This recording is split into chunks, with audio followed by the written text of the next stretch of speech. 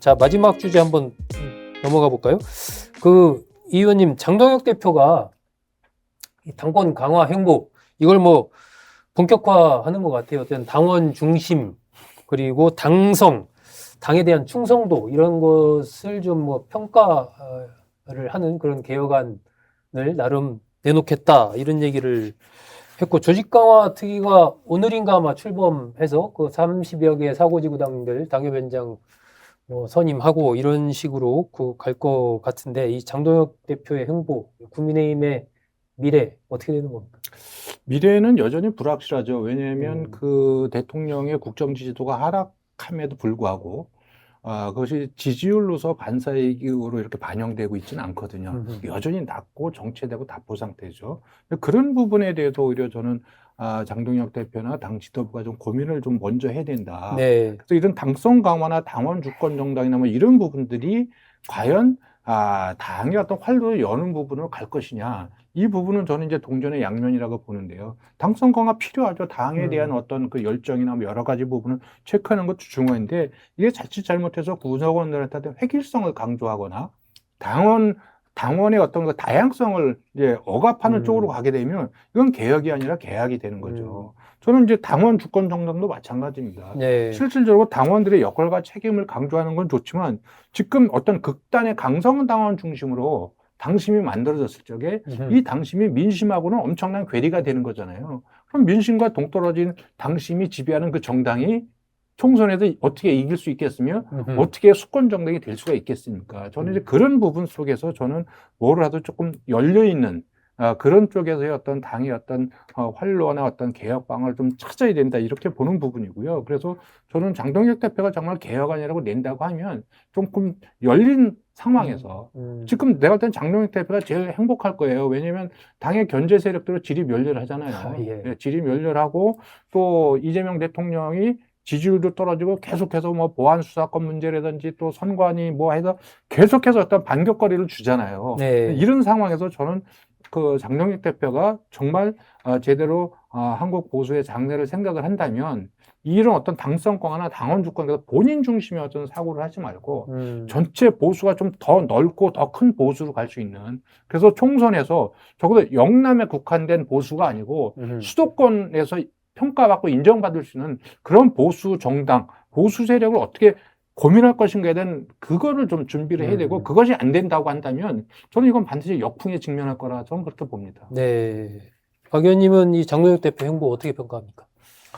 그러니까 장동혁 대표가 내놓겠다고 하는 개혁안을 글쎄요, 뭐 기대할 게 있을까요? 음, 저는 국민의힘 안팎에서도 결국 본인의 당권 강화를 위한 어떤 조치일 가능성이 높지, 그게 지금 시점에서 국민에게 필요한 변화나 쇄신이나 개혁의 내용은 아닐 거다. 음, 이런 관측이 많이 있고요.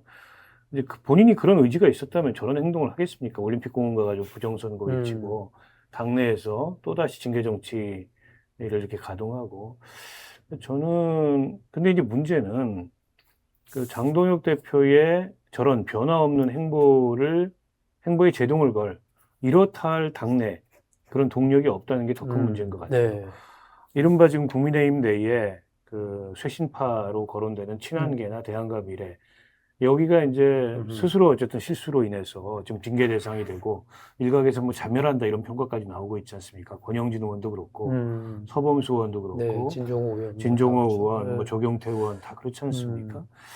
음, 물론 지금 저런 방식으로 징계 정치를 전면하는 게 지방선거 끝나자마자 맞냐?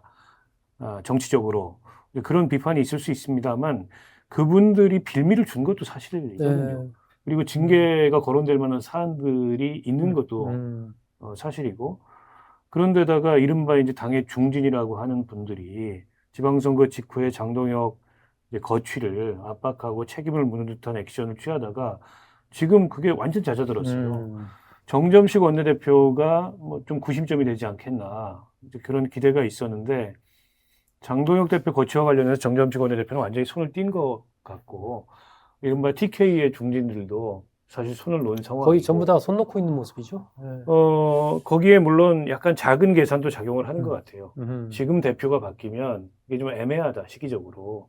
그래서 내년 2월 이후에 음, 장동혁 대표 임기가 1년 미만으로 남았을 때 바꿔야 음흠. 6개월이죠. 6개월 미만으로 남았을 때 바꿔야 이제 차기 총선의 공천권을 갖는 음흠. 지도 체제를 세울 수 있다. 이 계산인 것 같은데 장동혁은 가만히 있냐고요. 그때까지.